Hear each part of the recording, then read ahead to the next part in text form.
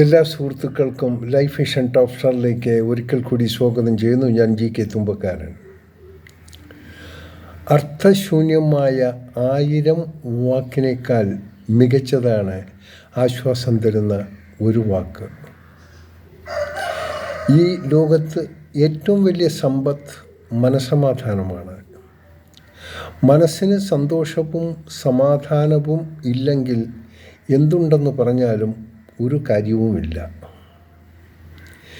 ചിലത് കണ്ടുപഠിക്കണം,